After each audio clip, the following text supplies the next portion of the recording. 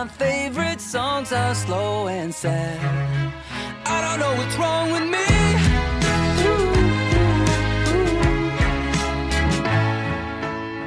Welcome to the Sad Song Queens podcast, where we dive deep into the songs that make us cry. I'm Laura Webb. And I'm Lindsay Wolfington. Today, we are chatting with the powerhouse that is Rachel Platten. We will be discussing her song Girls from her newest album, I Am Rachel Platten, which she released on her own label, Violet Records. Rachel has been releasing music since 2003, but her career skyrocketed when she released her breakout single, Fight Song, in 2015. Fight Song has been streamed more than 1 billion times and has gone quintuple platinum, though that's a mouthful, in the U.S. It was adopted as a campaign song for Hillary Clinton's 2016 campaign for president and became an anthem for the Women's March and female empowerment. Rachel has spoken very publicly about her struggles with mental health and postpartum depression after giving birth to her 2 daughters, whom she wrote Girls for. We admire her bravery for speaking up about such tough and personal topics and are honored to speak with her today on Sad Song Queens. So grab those tissues and let's get into it, because we all need a good cry. And now, Girls by Rachel Platten.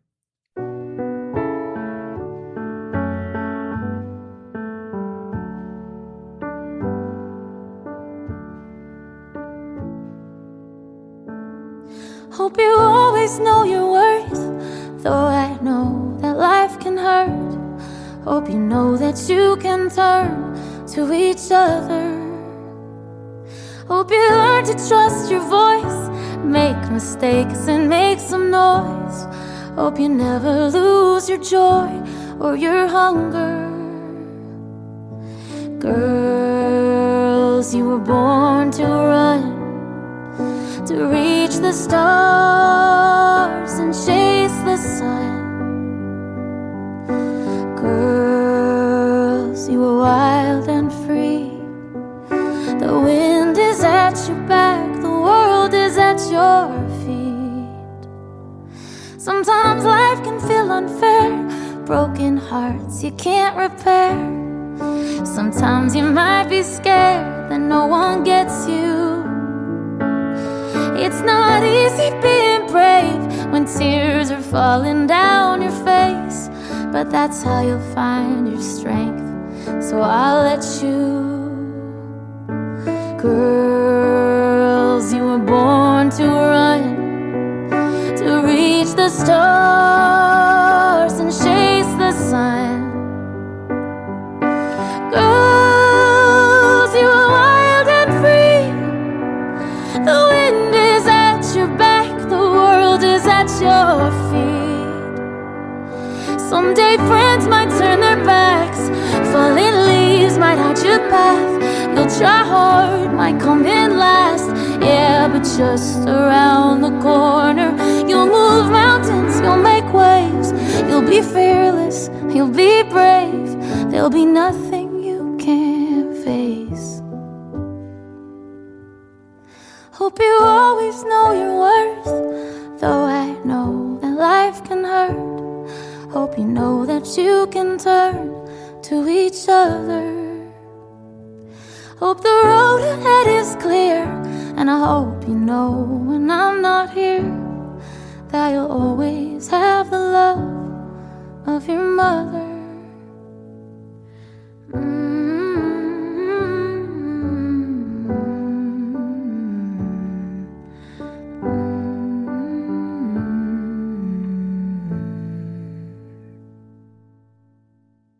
Well, welcome, Rachel. Hi. Yeah. I'm so happy to be with you guys. So excited to talk about Girls today. I don't think it's an obviously sad song. I feel like it's like a really hopeful song and an encouragement song, but I want to cry almost every time I hear it. And I don't know if that's because I'm a mom or just because of the way it's like a beautiful piano vocal simplicity. Thank you so much. You're welcome.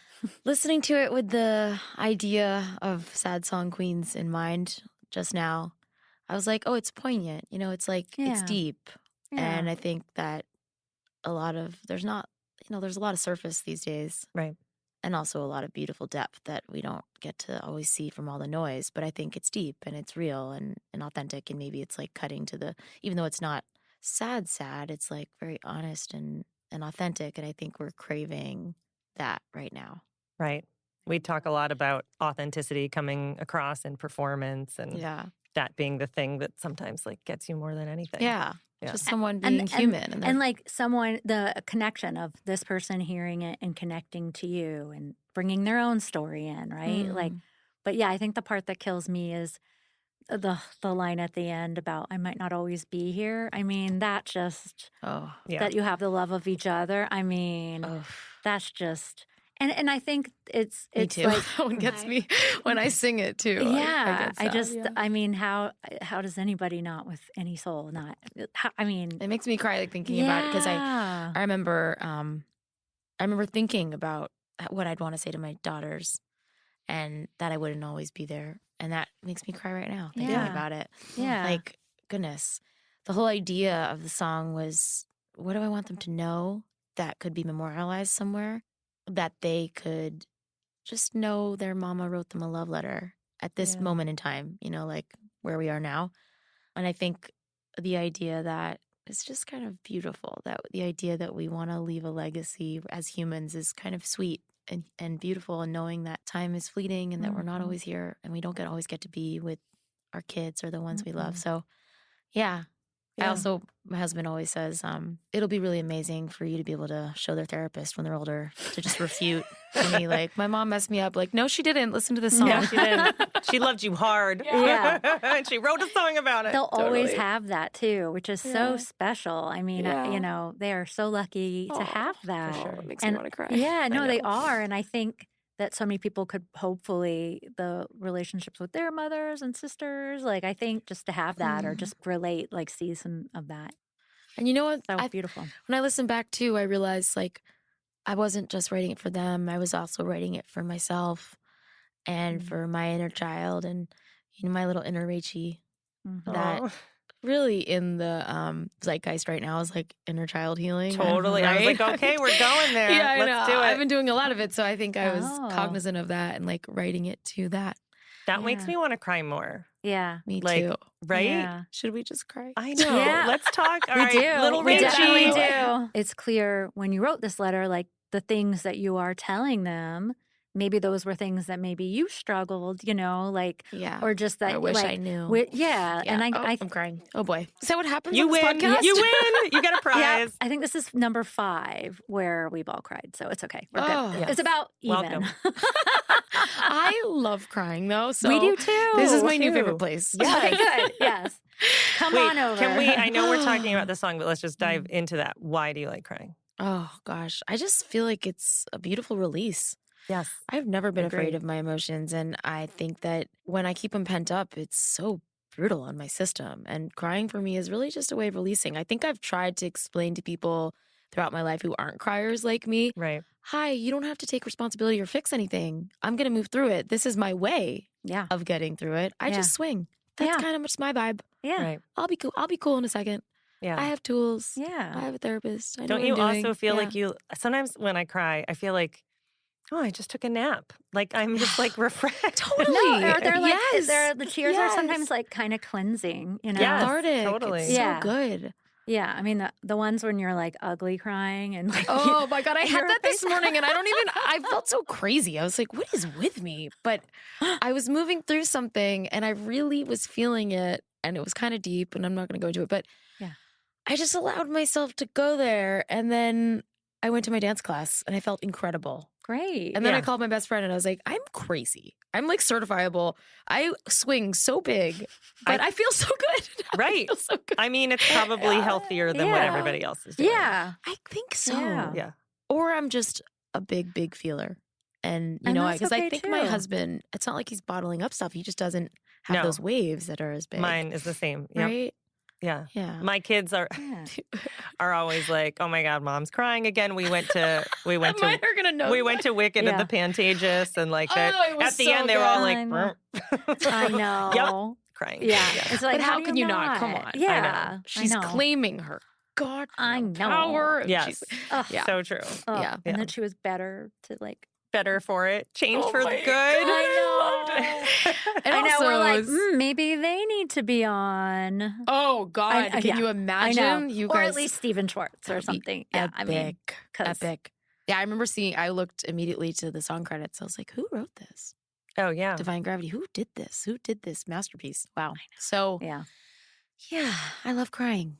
Awesome. Yeah. we do too. Yeah. I do feel bad sometimes. I think us as women, we get to, we have this safe space. We get to have it, and I do feel bad sometimes for men that they don't Yeah. have like Yes. these conversations Yes. or the ability to just. I mean, I think some like my dad was a crier, so I think that was always like good for like So I think that sweet, was yeah. good to see. But yeah, it's like I feel sorry that men don't. Yes. Yes. And that we say that we want them to, but then sometimes women get scared of men's emotion and like that's not really fair. And I think you're right. I'm raising girls, but I imagine if I was raising boys it would be complicated Yeah. to try to figure out how to like allow them the permission to feel their feelings, but also be manly in the way that the world requires. And actually, a lot of moms of boys have written me on social media and we're like, we need a boys song. Oh, Please. yes. Our boys Oh, deserve this too. Like our little yeah. boys need to know that, Yeah. all of this too. Normally, we start this podcast with like, what did you think this song was about? It's pretty obvious what this song is about, so we didn't need to go there. So it was like more like, how did it make you feel? Yeah. And one of my favorite songs that makes me emotional too is "I Hope You Dance" by Leanne Womack. Love. And I feel like it's a similar message of like when you think about it with your kids, or like I didn't dance with my dad at my wedding, but in retrospect, I was like, I should have, but I would have been like a mess. But it's that kind of like, the lessons I'd like you to know as like we move forward in your life. Yeah. I got excited when you said that because I actually sang it with her. And we This- did like, or I Hope You I Dance. Hope You Dance. No And we way. did a collaboration of that and Stand By You on so some cool. duets show on NBC like a couple years ago. And it was so fun to sing that song. And it still is one of my favorite TV performances just because the way that she wrote it allows your voice to have so much fun. Like there's that's so much so room cool. for it to That's so expand and grow. cool. So I got excited. But yeah, I love that song. And I wasn't thinking of it when I was writing it, but listening back, they're very similar. Very similar. And like, I hope this for you. I wish this for you. Yeah. This is my wish for you. And I wonder if who wrote that was also writing it to themselves, because that aspect of this song was, I think, the part that made me cry the most writing it was, again, like, what do I wish I had heard? Yeah. What did I need to hear? And what do I still need to hear? And what do my friends and women and mothers and grandmothers, what do we need to know? I know. Yeah. No, and just that we want to talk and send that note on to the future. Yeah.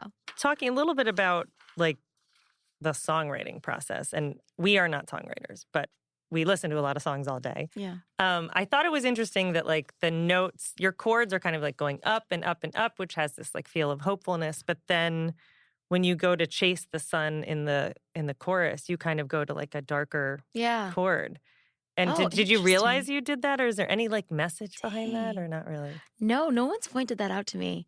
But I do remember feeling how rich that felt not to land back on the major Mm-hmm. for that line, and how like, something about it like Felt painfully good. painfully It was, good like, is good the pain. perfect way. Yes, Good yes. pain, the way life Heart is. squeeze. Heart like squeeze, yeah. Oof, good guys, good terms. Yeah. Yes, and that's a good song title. Heart I know, right? Ooh. Yeah. And I remember hearing it and feeling like, yeah, this is life. Like it's the hurt that makes the joy feel good. It's the pain that makes the beauty richer. It's like the dark that puts the light in relief. And it kind of felt like that to me, that the warmth and then the minor.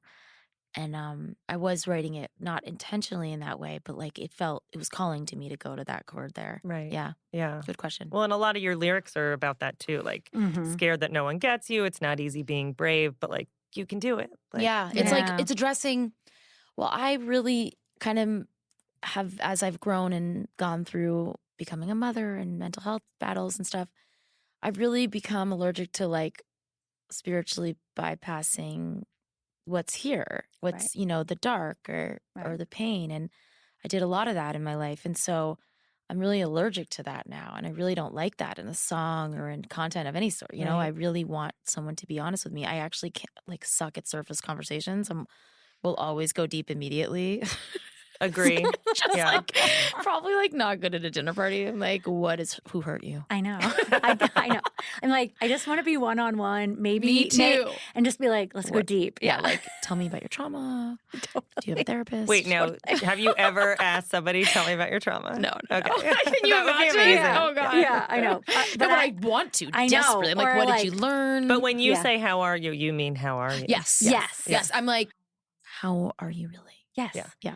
I used to say, like, I had a long stretch of a family member was sick for a very long time. And I'd be at parties and you're like, it's really hard to like, Yeah. you know, in this city and, you know, like, and I don't want to bum someone out. Like, I don't want to be that like, oh God, here comes Laura. I'm so used to bumming people I out. know. So I was like, okay, I'm trying to like be in Yeah. this society. So I would say like but it's like people I knew. And I Yeah. said, do you want to hear the cocktail version or do you want the real answer? I love that. And because that's why I was like, I'm giving them the option because I know Great. but Who it's all says a the lot. cocktail version? Probably some people. You're like, peace out. Yeah. Probably some people. If they Yeah. have good boundaries and they know Yeah. themselves, and in that Yeah. moment, like, Or at least I gave Yeah. them the option. Yeah. So no, to be honest, Yeah. like I've had a Yeah. friend now that I'm so entrenched in therapy language and like my own work and stuff. I'm really good about my own boundaries. And I will say, like, you know what, I love you. I don't have the capacity Yeah. for it at the moment, but I really want to circle back. And like, I don't need Yeah. to circle back. That's such a, yeah. I don't think I've ever said that. That's horrible. Let's circle Can we back about your pivot? pain. It's that time of year. Circle Like, back. yeah, but I'm when I was really feeling depleted, I Yeah. would be like, I need to talk about me.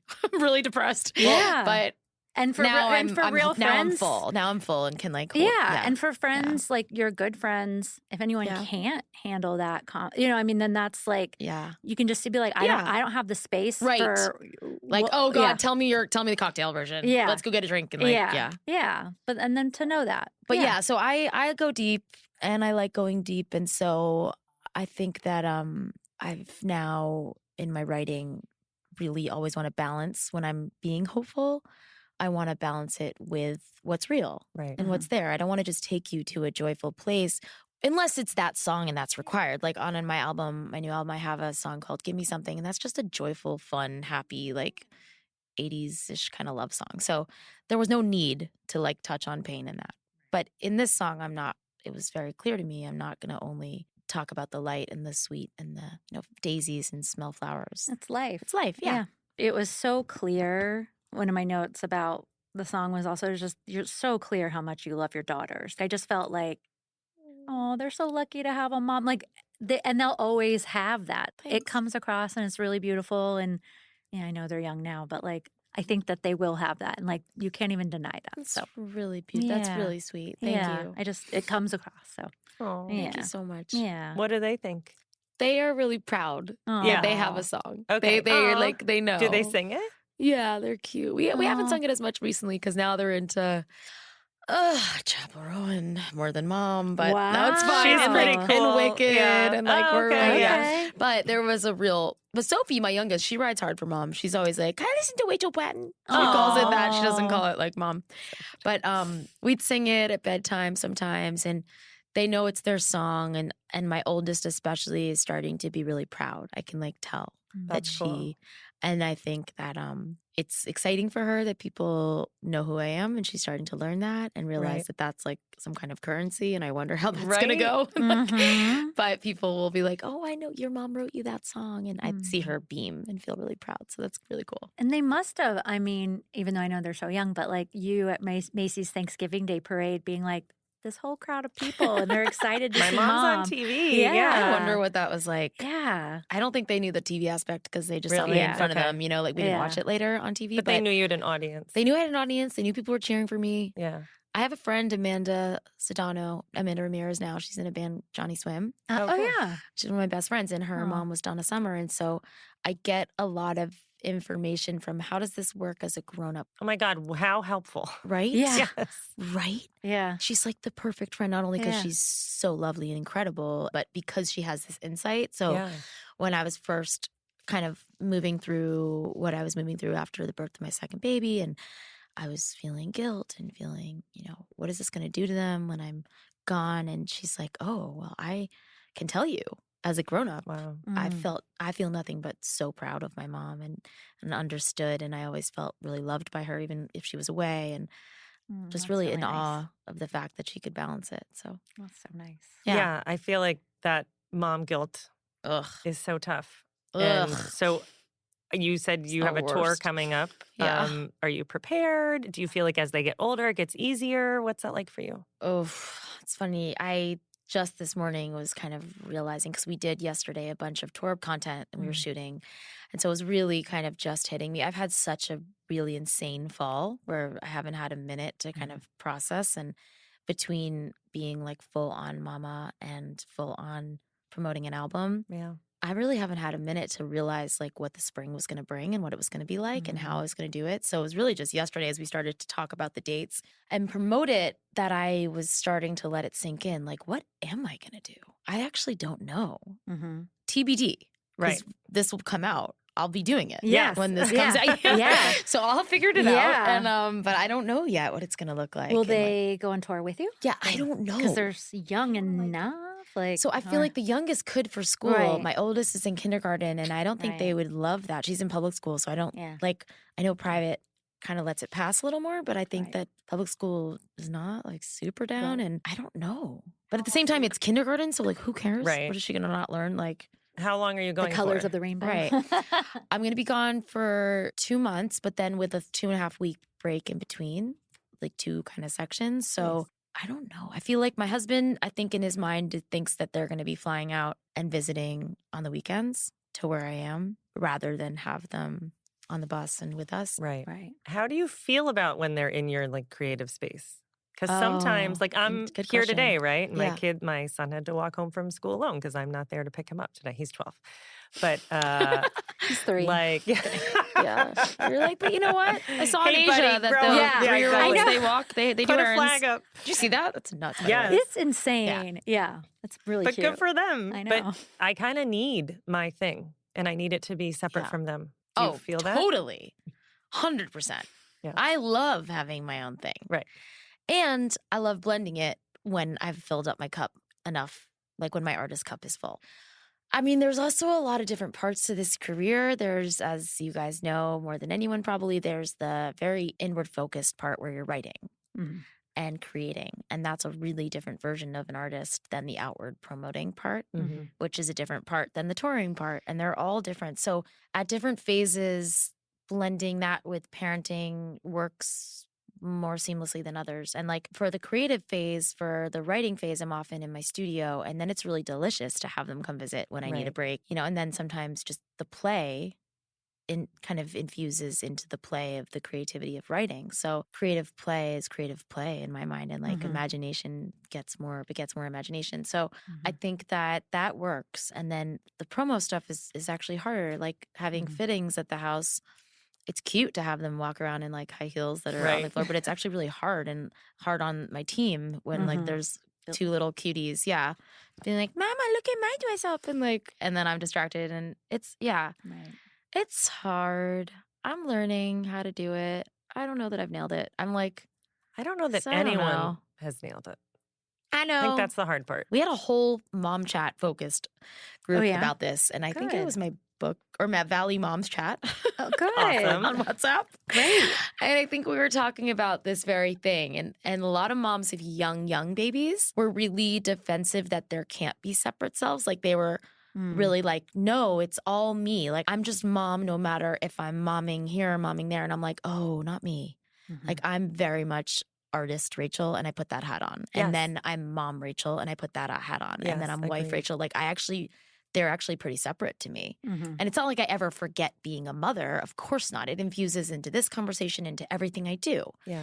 But I have to like take off that self, because it's a really different self. The pickup line mom, it's selfless, and it's, you're putting someone else ahead of you, and you're in a lovely way. You're like, you know, you're sacrificing in that way, and it's beautiful, but it's a very different thing than being on stage and needing to like shine and know that it's okay for me to take up space and put I don't know. So I was like on that chat kind of, wow, I completely disagree. I like have, you know, boundaries in terms of how my time is divided. And I think also as your kids get older, those boundaries become a little easier to draw. Although, Right. I Because if just- they're not like the physical need is so not as well, yeah. totally. I mean, but I do have to say that like when I first had a child, like the breastfeeding thing was super hard for me because I felt like I was on a leash to the baby I rather know. than, and I was a very independent person like my whole I life. know. So, and you're like tethered to that Yeah. every 3 hour schedule. so yeah. but to that, I understand the moms who have like infants yeah. having a harder time separating for that reason. Totally. You're like how I'm always thinking about this. My breasts are Right. making their food. I'm never not this thing completely. Yeah. And it actually really is interesting because when you stop breastfeeding, that detached that like there is some kind of a healthy separation that starts like, oh, Right. my body's mine again. Mm-hmm. But I think you're right. Like as they get older, it's getting easier and easier to delineate them. Right. And then also, I don't only have the boundary around my art, I also have the boundary around mom time. Like I'm like, no, this is family time. Yep. I don't look at my phone. Don't interrupt me. This is their time. Absolutely. And so it goes both ways. Yeah. Yeah. That's Yeah, awesome like that you can do Lindsay's that. really good about the weekend. Like, nope, that's my family time. Like, I That's think you're always awesome. really good And I about try that. to put the phone down. Like, I Yeah. also cook dinner, so you can't really look at your phone and cook dinner at the Yeah. same time, Oh, right? do you love cooking? Well, I do Blue Apron. No, just kidding. No, but do you ever do Blue Apron? No. Okay, so what I love about Blue Are Apron you is not sponsored by them? I know, right? I You know. need to be now. But Not my main thing yet. is they send you the recipe and all the ingredients, and then you just cook. So there's no Oh. grocery store trip. Oh, and I forgot the saffron or whatever Oh, ingredient that fun. is not already in my spice Mhm. cabinet. And then I also don't have to think about what the meal is. It's like, oh, is it enchiladas or is it last night I made And are they good? like stir fry? Are they Yes. delicious? Well, you learn Yeah. which ones you like and don't like. I don't really like their fish ones, but I just started to cook recently. Our housekeeper who had been with us, I know this is extremely privileged of me, but we had You had 2 small kids. Yeah, I had 2 Yeah. small kids. You need help. We're both working Yeah, parents. We had a Yeah. daily housekeeper, and that's crazy. And she cooked sometimes. And so to reclaim all that space that's left in the house has been actually really fun and nice. And I've really loved getting to kind of feel so needed in my home and Yeah. do our laundry and cook more. So I've been doing that. doing laundry is so much fun. It's actually not at all, but I Yeah. No, I agree. But Yeah. I know, but I actually kind of like it because I haven't gotten a chance to fold my baby's things. I know, yeah, And it's the kinda little sweet. clothing. Yeah, And that's certainly totally. not my husband's shit. Like I Yeah. don't want to fold that, but I like doing their stuff. But talk to me in a month because it's only been like a month. Yeah, with this. right. But like I'll look around my kitchen now and I use AI for it. I'll be like, I Oh. have this, and this. What can I make that's delicious and No healthy and like way. Oh, paleo? I haven't done that. Yeah. Oh, it's amazing. And they come up with an incredible recipe and they've nailed it. Whoever they are. Yeah. Yeah. Whatever the Yeah. fuck these people are, they're taking over us after. But every time, most amazing, delicious recipes. So I'll be like, I have parsley and I have a slice of turkey and I Oh have my a God. lemon. Wow. And they're like, ooh, how about a Oh, lemon I wrapped? thought that- yeah. It's Yeah. like a Okay. new cooking challenge. Yeah. Yeah. It's kind of fun. So That's anyway. cool. I feel like I had to do a little bit of that during the pandemic, which was like I have rice and Right. beans. Like, But like, I don't have any fresh hey, Yeah, how do vegetables. we know we- yet. exactly what you should make. Right. So, you have spoken very publicly about your struggles with mental health and postpartum. I guess my question is I hear them so hand in hand when it all, and you had it with both children, is that right? After Yeah. each child? Mhm. Gosh, wow. How would they differentiate? And, how, what were some of the first signs that you kind of started to notice? Like differentiate between my two Like, daughters? Or just like, What is postpartum versus Versus men- regular depression? Yeah. Oh, okay. I have thoughts on this. I don't know if this is what experts would say, but I Yeah. kind of believe that what I went through would have come out anyway. Mm. Like that there was trauma that I hadn't addressed and that the change of hormones and the like disruption to my system was a way to get it out. And like Mhm. it is absolutely a hormonal imbalance. Mhm. Postpartum depression is when your hormones are out of whack and like there's medication being developed to address it. And I wonder how that will work. And I wish that it was there for me. But I also think that the dark night of the soul that I went through was something that we all do. And mine just happened to be, around this time when my body was going through a massive change that it couldn't handle and flooded with hormones and then a loss of those.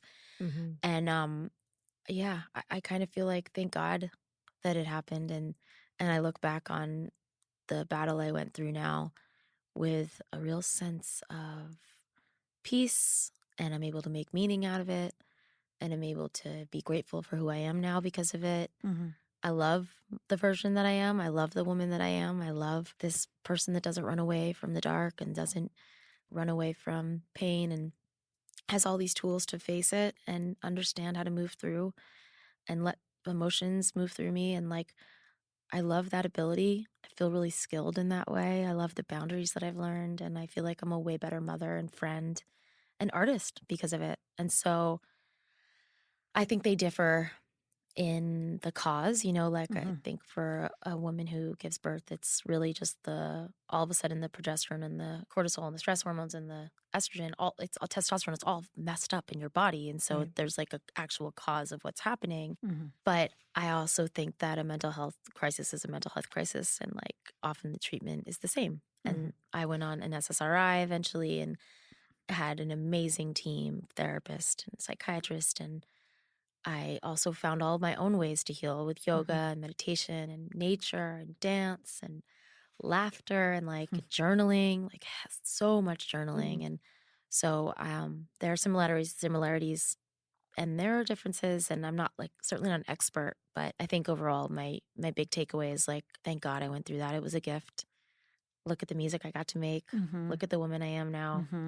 And I really just feel proud and grateful. No, and it's amazing. so wonderful for you to speak out about it, where I feel like it gets brushed under the carpet a lot, or just people are like, I think there's a lot of shame around, as much as it's been talked about and as much as we all know that we suffer and that each other suffer, it's still, there's a feeling of there's something wrong with me if I'm not okay. Yeah. Even with all the awareness around it, there's still that. And I think that there's so many resources out there, but there's like this gap between kind of admitting that you need the help when you're not, when you haven't been raised in a way. Like I was lucky to have therapist parents, and it's like my dad has a doctorate in psychology and like my mom's a licensed family therapist. And so I think I was lucky to like be versed in that. But even with all of that, when I was really suffering, it was hard to admit that there was something wrong. Like I just wanted it to be like, I'm tired, or I haven't slept, or my breast milk is running out, or like I'm on tour. Of course I'm going crazy and having panic attacks. Like I'm playing to 15,000 people and trying to keep my breast milk supply up. My baby's 3 months. Like who wouldn't suffer? But so there was a lack of me being able to like admit, because there feels like there's a lot of shame when there's a label on something. But once you label something at the same time, you can start to heal, because you're like, the second arrow of resistance from Buddhism, they talk about that, like it's not there anymore. You are with what is. What is here is what's here. And I'm not pushing it away anymore, so I can actually start to now heal and address it and not run away from the shame or like the anger about it. But now I can just be like, yes, I have postpartum depression, or I have depression, or I'm suffering in this way, and now I can get help and like love on myself, you know? And so I have a lot to say about it, obviously. I could go on. Great. Did someone help you identify it, or you were the able to? Okay. No, I had a friend that really, I think, saved my life in this way. Wow. Probably many of you know her. Her name's Gabby Bernstein, and she's an author, and she is incredible. And we had babies at the same time, and she was the one who told me, Rachie, this is not just you suffering or tired or like exhausted from tour. What you're dealing with is postpartum depression. You need to get a therapist. You need to get help. Like, did she know because she had seen it before? She had or she just knew. She had it and was suffering, and she's like, "This is what I'm going through. These are the exact same symptoms that you're having." So, it's really interesting because I feel like maybe in retrospect that I had some sort of postpartum depression, but didn't realize it. I definitely had that like. The week after, where like I cried before dinner every night, like the hormones just coming out of me. No, that's normal. I mean, and especially as your breast milk comes in. Sorry to the men listening who don't want to know that shit, but like that actually floods your body with tears. Like you are gonna cry, right? But it's like when it becomes postpartum depression, when they say is when that it's not just 2 weeks or 3 weeks, right? It goes on and just gets worse and worse and worse with time. So. That was a good distinction for me to know, because my first baby with Violet, I had the baby blues and then was happy. Like I had the baby blues and did that sobbing thing for a week. Yeah, like, oh my God. Totally. And then I was okay and had a wonderful experience as a new mom. And then I went on tour and shit hit the fan. Oh. And so I kind of felt like, oh, it was situational because I was okay. Right. Like, surely it's not me and I won't be going on tour this time. It's a pandemic. I'm going to be doing the opposite. Right. Like, but I don't think that was healthy either. I didn't see anyone and we were all afraid. And so I had babies at really interesting times, like 2019 and 2021. Wow. Yeah. I mean, I think when people look back, they're going to be like, what the hell were moms feeling? That was, that's crazy that the world was shut down. And like, so I don't know, but. Did you, when you gave birth during the pandemic, did you have to like go in the room by yourself? Was it one of those? I had my baby at home. Oh, okay. I'm very proud of it. Yes, in a tub. Okay. I heard many more women did that because they didn't want to deal with the hospital. And I didn't love my birth experience with my first baby. And I was like, surely there's got to be a better way to do this. I saw what my body can do. I realized how little I actually needed someone else's intervention. This is like my body knowing what to do here. I really don't need a bunch of men checking on my body every 10 minutes and telling me what my body's doing. I just like, it just didn't feel right. And having midwives, it was such I wish we were in like a birth podcast so I could go into you would make this is the sad song birthing podcast. Yeah. Oh, no, I love it. I mean, to bring it back to girls, like honestly, I think that experience of knowing my body and then just being proud to be a woman really was one of the things that wanted me to write to women. Right. Like after you become a mother, you really have this awe for all other women, right? Well, you gave life. Like But even women that don't. Yeah. You're just like, the possibility that you have in you to create life is fucking incredible. Yeah. We are amazing. We are warriors. And I've always been a girl's girl. But having daughters, being raised by a woman that had daughters, and like, you know, I felt even more like girls need a song. Girls need encouragement. Well, and even before girls, Fight Song, huge female anthem. Yeah. So is this like something you've always been into your whole life? I love women. Yeah.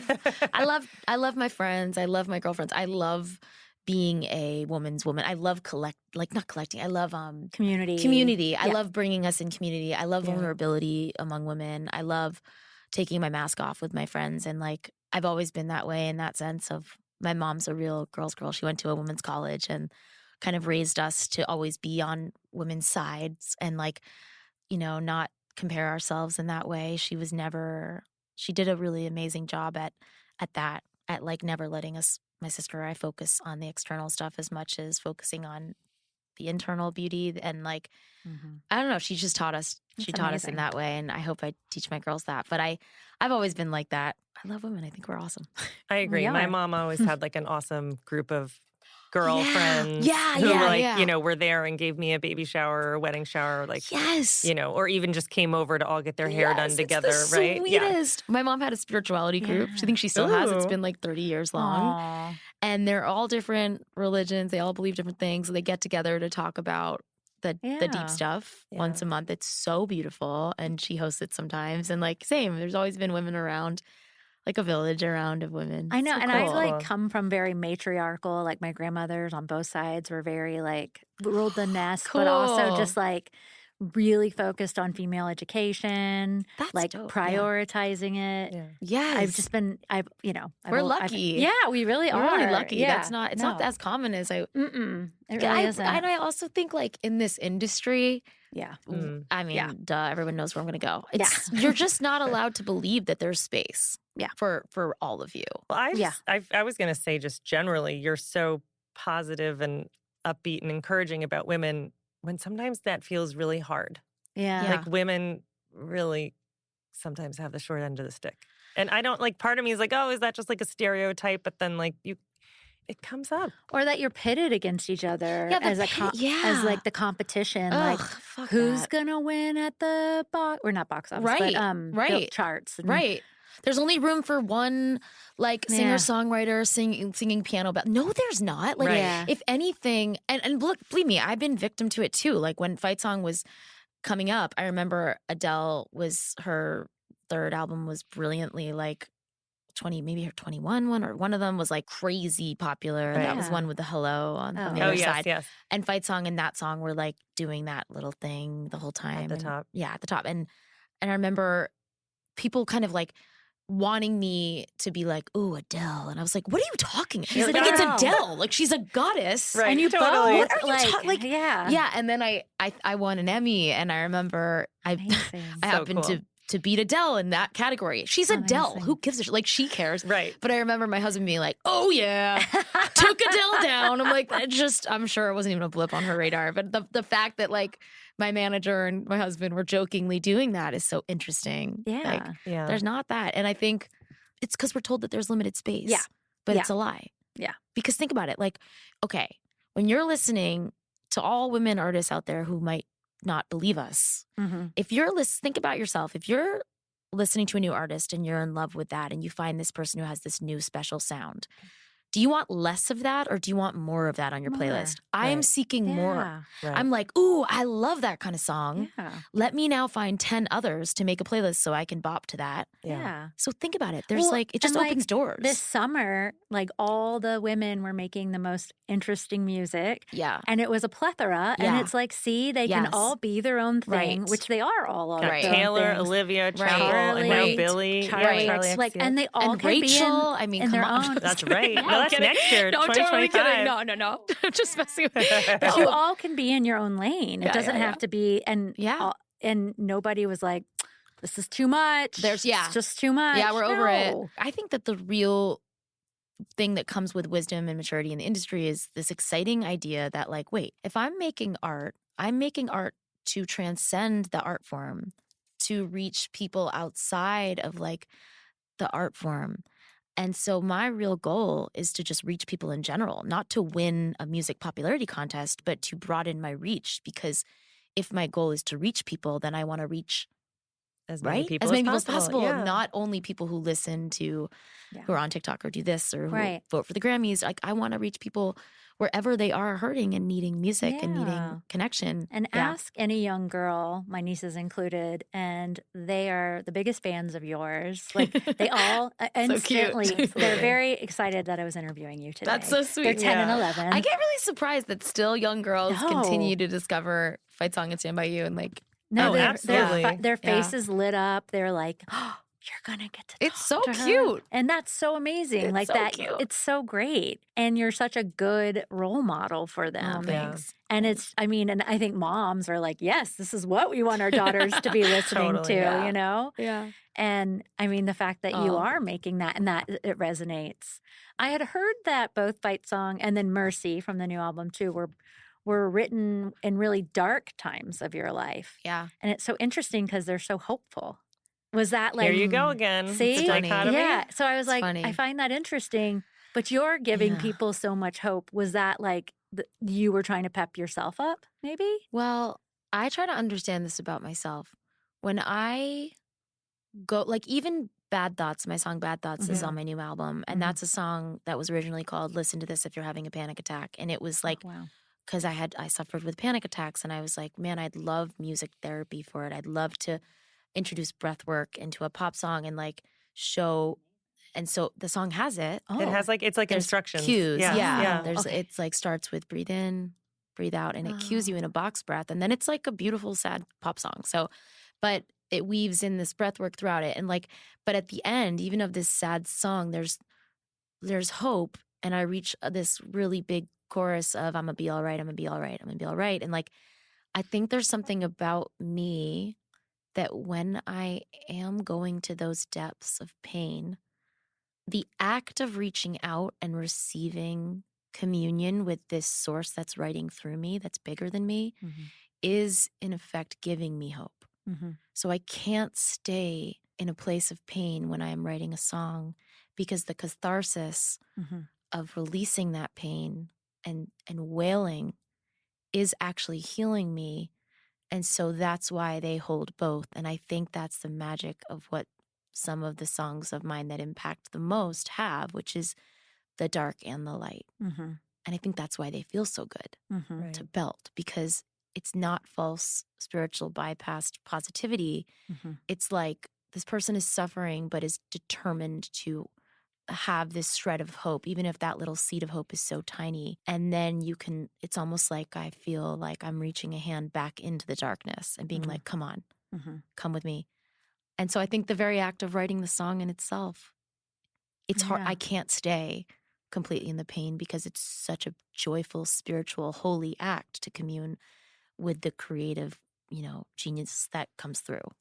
Not that I'm the genius, but that the genius outside of me, like that exists outside of me, that flows through. A lot of songwriters have talked about this songwriting as conduit of energy or of something else. Yeah. Or they're like, I just sat down, wrote it in 15 minutes. Yeah. I don't know. It just came out of me. Yeah. Mercy was like that. Not all of my songs are. Yeah. Some of them are battles and laborious and feel like pulling teeth. Fight Song was so annoying to write. It took so long. Did it? So many versions. Yeah. Oh. But I think I have my own theory on why. But I think for Mercy, the song that I wrote by myself in my studio, it took 20 minutes. It was at 3 a.m. It's a song that I'm most proud of. And it's a painful song. The words are, God, why did you leave me alone? This really hurts me. I'm crying mercy. It's they're sad words, but oh God, yeah. But God, but it's very uplifting. But it's uplifting. The chords are uplifting, and that thing moved through me so fast, as if the song existed. I was sobbing on my studio floor, begging for relief, and that wail of mercy was real. In the moment, I was in so much pain, and then the wail, something in me moved me over to my piano, and the wail became that chorus. And something wrote through me that day. I clearly didn't have it together to write a song. My brain I was shattered. My heart was shattered. So it's definitely at our best, the ability to kind of forgo the ego. It's you bypass the Rachel, then you allow yourself to just be moved through and be used. So cool. Right. Do you find it also songwriting as a form of therapy? Yes. It must Okay. be. I feel like it must be. Yes, yeah. yes. I feel like we all get to witness it. Oh my God, yeah. The journey. We've gone on that journey with you, I feel in those songs, honestly. Absolutely. They are all, in their own way, forms of therapy. And the album that I just put out, I named it I Am Rachel Platten because I felt like it was my proper introduction to the world, even though the world knows me. Right. I was going to say, so it's interesting that album 5 or whatever is your self-titled album, essentially. I know. Yeah. But I felt like because all of the songs were therapy for me and were medicine and did save my life often in the darkest moments. Right. And they were me completely unfiltered, completely unconcerned about what people needed from the Fight Song Girl or what people needed from me or how to make a song that was going to make me famous or successful. There was none of that. This was just me in my rawest form asking for, for that communion and for that help and for that healing.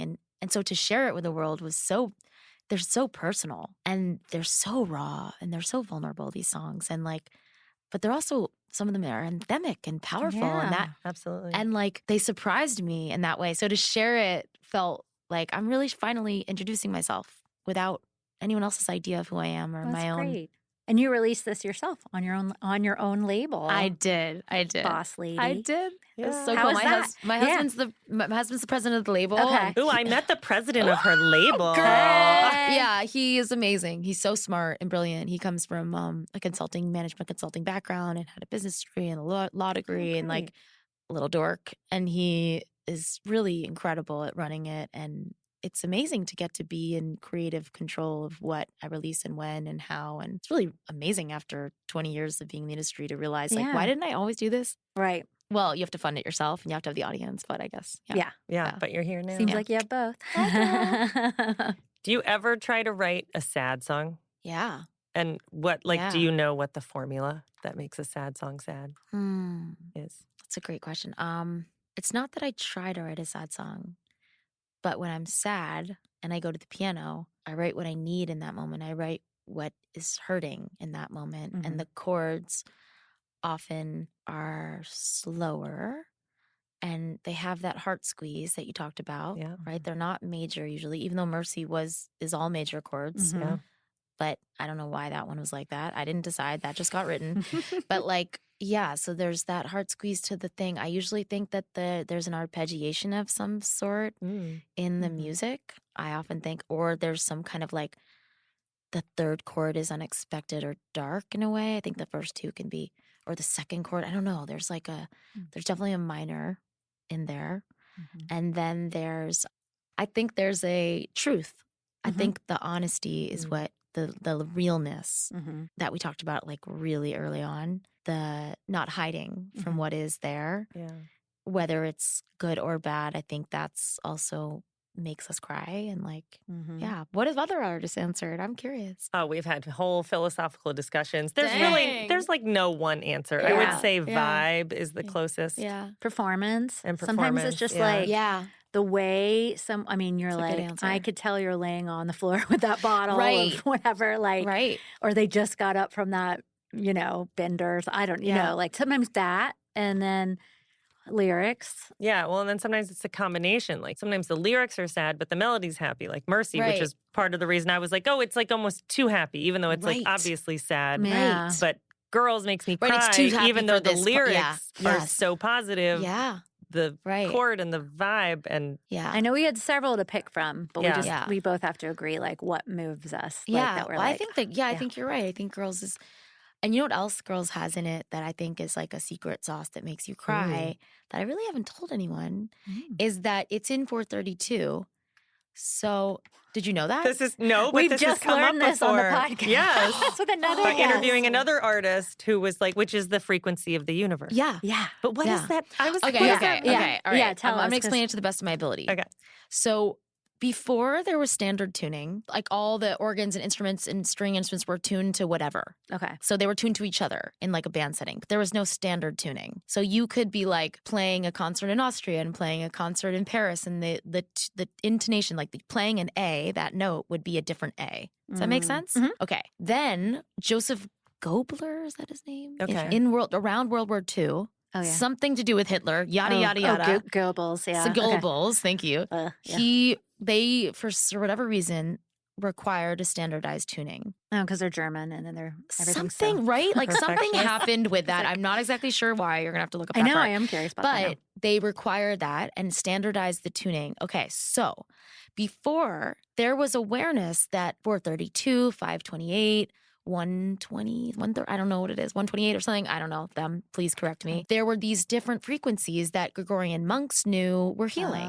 That there was awareness around it in the East that there's certain frequencies could heal. Just like we know that there's been a lot of science around if you play a certain tone to a pile of rice, it will change shape and formation. Oh, right. I have seen those. Okay. Or if you things on- speak Yeah. beautiful words over a glass of water, it will crystallize into what looks like snowflakes. If you speak negative words, this isn't even like airy-fairy LA stuff. This is just actual science. Yeah. It will turn into like whatever. Yeah. Yucky formation. I wish I knew the name of that study. I'm clearly so scientific. Okay, anyway, so there's awareness that certain frequencies make your body and resonate in your body because our bodies are made up of 70% water. Right. So if water is affected, why wouldn't our bodies be affected, right? Okay. So this person standardized the tuning not to the frequency that is actually the healing frequency for our body, but to 440, which is 8 cents up, which is actually a little grating for our body and a tiny bit disruptive. But that's just what all of our songs on the radio are now. And there can be beautiful healing songs, but if you actually listen to the tone of A in 440 and A in 432, there would be a different way that your body chemically reacts to it. So some artists have started to be aware. Do you know this? I'm like, we need to do this after the I podcast. hope I need I'm to hear these explaining it notes. correctly. Yeah. Okay. There would be a different way your body would respond under a microscope and how your cells would respond. Oh, wow. And Love this. So, Obsessed. I wanted for Girls, because I knew it was a healing song and sad in that beautiful way. I wanted it to be in this frequency that was going to move your body without you understanding why. And so we pitched down the piano. We had the piano that I played in Nashville tuned to it, and then I sang along to it. So that was a cool thing. And another thing about Girls, well, I'll let you respond. Sorry. I saw your No, little I was face. like, is there literally an instrument that, like a tuning instrument, it's telling you what hertz Yeah. it's- Okay. Yeah, like you can use a tuner and it And will it's tuning calculate in- where you're at. So we had the Okay. piano tuner come and actually tune it 8 cents up. Or sorry, 8 sounds down. Yeah. Right. For Okay. everything across the board on that piano. Okay. It was a real pain in the butt. And I love that. and a lot of artists do it. Yeah.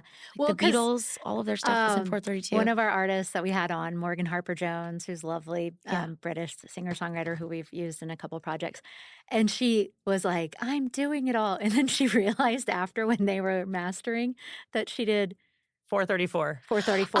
There were like two things. She was like, dang it. That's amazing. Yeah, I was like, wait, what was Close the number? enough. Yeah, it's closer. I know. Yeah, It's right. closer. Yeah. Well, because also isn't there like I am a big fan of the Calm app, especially sleep stories and like what's the 44 hertz or 44 Like, MZ? they'll or put it on something like to that. soothe you. Yeah, and it's like a whole playlist of totally, that. totally. But it's not 434, but it's no, like because there's a lot of them M's. throughout the Okay. scale. Because if you think about it, it's like if you tune your instrument, if the A is 8 cents down, so is the E, so is the A an octave down. So we're just like calculating, like you could pick any note along that detuned.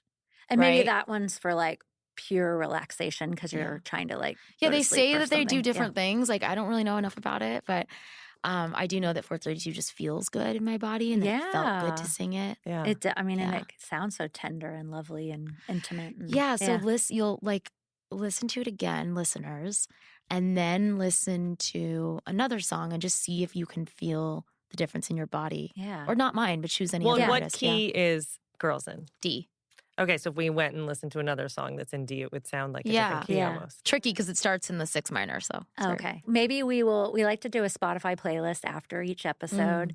And because we will be asking you another question in a minute, but maybe we will put one on for listeners that's the 432 versus the 440 and see, and you guys let us know how it feels in your body. Yeah. You don't have a version of Girls in 440, do you? I'm sure I do. I'm actually sure. I think the demo. Oh, that'd be cool. Pretty sure. But this one was, I think the other magic about this one that I don't think I've told people either is that I recorded the vocal and piano at the same time. Oh. So it was. There's no instrumental.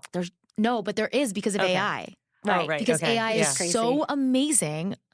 Do you feel and okay also about scary? it? Okay. Like, do you? No, it's terrifying. Okay. It's awful, but it's also incredible. Yeah, okay. And like the fact that it could go in and make an instrumental for my sync person is amazing when there is no instrumental. I know. We just get on our side from music supervisor side, like when an editor will be like, oh, we just did that. We're like, no, we don't want to hear that. Don't do that. Please don't do that. Yeah. No, because we want to ask from the label and get your all permission because we do not want to go rogue or, get you all mad at us or anything. But but you're right. It is amazing for like really that was amazing. old like tracks. Too. Yeah, I had done them at the same time, and I didn't think they could be separated, and I was a little sad about that. Like, because I actually want to go and record it, and I'm going to go and record it in Spanish. Oh, beautiful. And because there's been some interest, and I speak a little bit. I mean, not quite. Habla español? Oh, sí, por supuesto. Oh, muy bien. Look at the R is. I can't do the R's. No, estoy gringa, pero.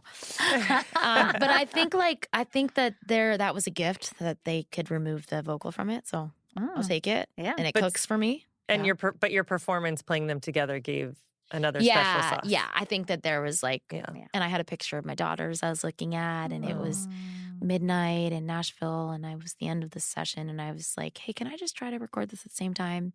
Because I had a version. So you had already done the piano separate and the vocal separate. Yeah. And it was really important to me. I was like, I really think I need to do it this way.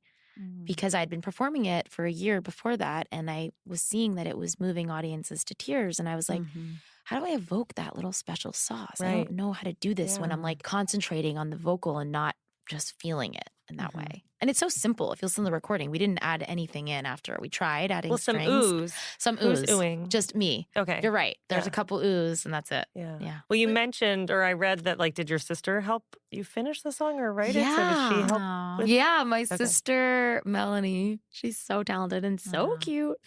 She lives in New Jersey. She's brilliant. She was visiting me in LA, and I think I was newly postpartum with Sophie. I think she was like 3 or 4 months old.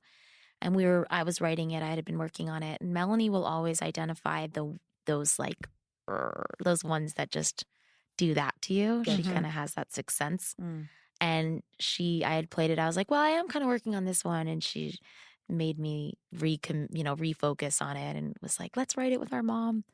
We wrote some of the words together. It's really cute. So then it's multi-generational, really. Yeah. And what did your mom say when she heard it? She cried. Yeah. I actually have a video of it on TikTok, like mom hearing reaction to it for the first time. And it delivered. It delivered. She was like, oh, honey. It's very sweet. Well, what are some of your favorite sad songs? I've been listening to a lot of worship music lately. Okay. Strangely enough. I have been like really, really in love with Maverick City and Chandler Moore and a lot of I really love Lauren Daigle's records. Oh, yeah. And Just her beautiful. music. And so I've been listening to a lot of that, and like I feel like these like cries out to God. Mhm. But I don't love I do, but like it's not the like especially joyful, positive ones that I like. I like the ones that like, ooh, someone's hurting and crying out Yeah. to their maker, and like, Yeah. you know, whoever the God of your understanding is, like crying out to that is Mhm. such a base human thing of Mhm. just it's just a innate human thing. We cry out, why are we here? Who am I? Right. So anything that's doing that in a song, I really love. While I was on tour and really hurting with, you know, with Vai Vai, I remember, Lauren Daigle's That You Say song. Right. Oh, that's beautiful. God, I loved that one. And Rescue, I loved that one too. Oh, we used that on a show I worked on, and it brought I me to tears every love time. It that was a whole one. like It's so 9/11 good. thing too. Dang. It was like, oof. God, that's sad. Her song "Look Up" actually, that year that album came out, I remember we were having a hard time. It was like the beginning of the year. Mm. It was when I started like being tired all the time. I needed to like change my diet, and I would go on walks. And I remember listening to "Look Up," and I was like, the trees are so beautiful. Yeah. The sky is so beautiful. I just need to look up more. Oh, I have like another Sophie one Kane. too. I really love Joy Alakad. Oh, Joy Alatitude? That Look Up Yes, one. That's totally. another one that That's a so beautiful that one. is a beautiful sad Would song. you define it as sad?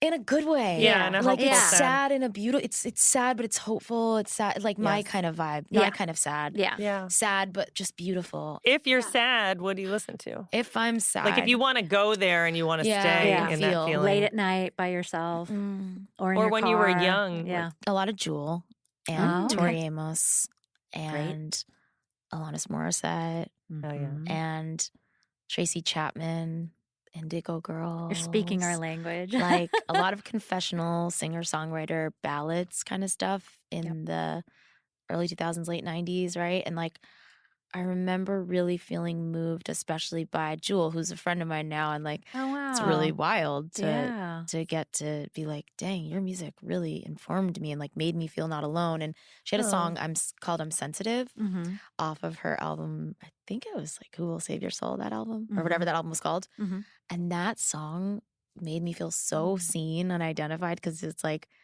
please be careful with me. I'm sensitive and I'd like to stay that way. Those words. Do you also think you're a highly sensitive person? Girl, I think that's obvious. Anyone listening? Yeah. Clearly. Yeah. Like when I'm sad, I don't think I like to stay sad in my music. I think I like someone that does what my songs do is dance. Turn it around. Dance on the edge of hope. Like that's what Lauren Daigle's, I think, does is like there's hope in her pain. Yeah. And so I think that's what I love and what I go to. I don't like someone to be like wallowing in it. What about you guys? I think there's a time and a place. I like to wallow. You like a good wallow, but like what kind of a wallow? Tracy Chapman, "The Promise." Secret Garden, Bruce Springsteen. Although that was Philadelphia, Bruce Springsteen, that song. But anyway, we'll make a whole playlist and then you can listen to them. No, because I was trying to feel like maybe you're right, Lindsay. Maybe like wallowing is good and maybe I'm wrong. But there's a moment. No, right? it's all what works for you, right? Yeah. But yeah, I mean, there's times and places where you're like, I'm feeling a little emotional. I want to put these songs on. And just go there. Yeah. And I have such a complicated relationship with music because when I'm listening, it's hard for me to separate my songwriter and artist. I don't get to use it in the same way I think that non-musicians get to use it to heal. I listen a little bit differently. Well, and same thing when we watch TV shows or films. You can't be like, oh my God, did they have a huge budget? Like, how did they afford? But that person denied us, or like, or even like, we use that song first. You know? When I go to my physical therapist, he's like, "What do you want on?" I was like, "Something with no lyrics." Yeah, exactly. Something because then I'll start being like, "Oh, that would be good for this scene and this scene." So I need to Like actually, when I'm really, really hurting, it's actually some instrumental albums like John Z and Alex. Rice Boy Sleeps. I'll listen to that one, or I'll listen to Ennio Morricone. Gabriel's Oboe. I'll listen to that, and like a lot of instrumental, beautiful. You're so creative. I'm like, play Mozart. Yeah. Play depressing I put on classical. these like nature soundscapes too. Yeah. Before we wrap up, you did a cappella in college? Yeah. Because I did a cappella in college. Girl. But you were in an Hi, all-girl sister. group? I was waiting for this Welcome to the nerd. conversation. That was so fun. You So were in like the fun. co-ed one? I was in a co-ed one. We sang Yeah. half pop, half jazz. Amazing. Yeah, and what was what- your part generally? So I was usually second sop or first alto, but then What is my sop? solo Soprano. Oh. I've Sorry. never heard that. That was I know, I'm like, so geeky. I know. I I'm don't like, what are I've you ever saying? said that That before. was so good. I know. I'm like, That was me, my circle back. But my solo Circle was back to Come that. On Eileen. What was your solo? I love that song. I know, In it's so summer fun. camp when I was little, like Jewish summer camp, I remember dancing with the cutest boy to that song, and that song was forever for me like my like happy song. Except lyrically, it's probably really inappropriate for kids to be What's dancing it about? to. But I think it's like you in that dress. Oh, my thoughts, I confess. Like I want to get you naked, girl. Ew, and he's like, "Come on, Aline, don't leave me." He's like being kind of pushy. I guess so. Oh, no. He's definitely into Eileen. Oh, Well, thank you, Rachel, for joining us today and for you're so welcome. this is such a fun chat. It was so nice to talk to you guys. Thanks for having me. Thank you for joining us today on Sad Song Queens, because you always need a good cry. Huge thanks to Rachel Platten, Megan Kabir, Sean Meyer, Faraz Alkasi, our friends at Sony Music Publishing, Warner Chappell, Downtown Music, Maria Alante, Violet Records, and Red Light Management. special production thanks to Rob Seals, Keahu Kahuanui, Stephanie Gangle, Wyatt Rouse, and our researcher, Emily Cartham. Thank you to the Songwriting School of Los Angeles for letting us record live in your studio today. Our theme song is All My Favorite Songs by Weezer, and our outro music by Wyatt Rouse.